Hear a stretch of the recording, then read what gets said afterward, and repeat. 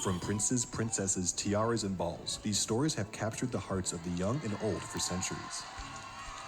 Some of these tales have ancestry tracing back hundreds or thousands of years, many with an oral history dating back even further.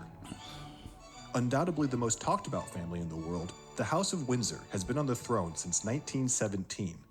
But despite their storybook-like presence, the Windsors stem from a long tradition of secrets and scandal covered up by government officials, royal advisors, and public relations experts. Here, we dive into those secrets as we uncover the dark history of the royal family. Beginning with the one man many consider to be the most romantic royal of modern time.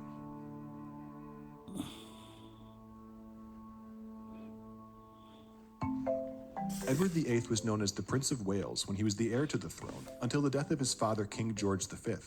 Having known his entire life that he would one day become king, Edward naturally succeeded his father and became King of England in January of 1936. However, about 5 years earlier, Edward had met an American woman named Wallis Simpson, who would change the course of his life in the royal House of Windsor forever. The then Prince and Wallis Simpson met in 1931. When the latter was still married to Ernest Simpson, her second husband, the couple became friends with Edward by January of 1932. And the prince often dined with the Simpsons at their London flat and even invited them to a weekend at his Berkshire County retreat. Soon enough, Ernest Simpson was missing from many of these rendezvous, most notably in August of 1934, when Edward took Wallis on vacation to Biarritz, followed by a cruise around Spain and Portugal. Wallis attended a party at Buckingham Palace in November 1934, meeting Edward's mother. King George V was reportedly angry about Simpson's presence and refused to meet her at the event. She continued to attend royal events after Edward became king, and by July of that year, her husband had moved out of their home.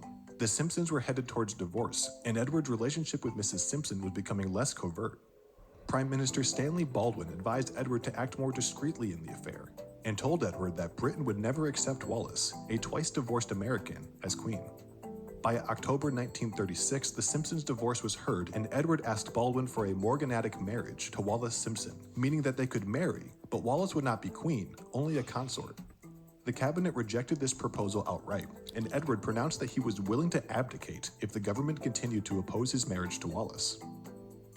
On December 10, 1936, Edward signed the Instrument of Abdication with Parliament's endorsement. A few hours ago, I discharged my last duty as King and Emperor. And he and Wallis were married in June of 1937. He was king for just under 1 year, giving up his crown for the woman he loved.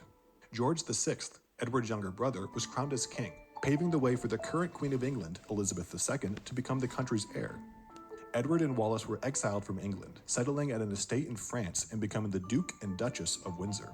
In the official announcement of his abdication on the BBC, Edward stated, I have found it impossible to carry the heavy burden of responsibility and to discharge my duties as king as I would wish to do, without the help and support of the woman I love.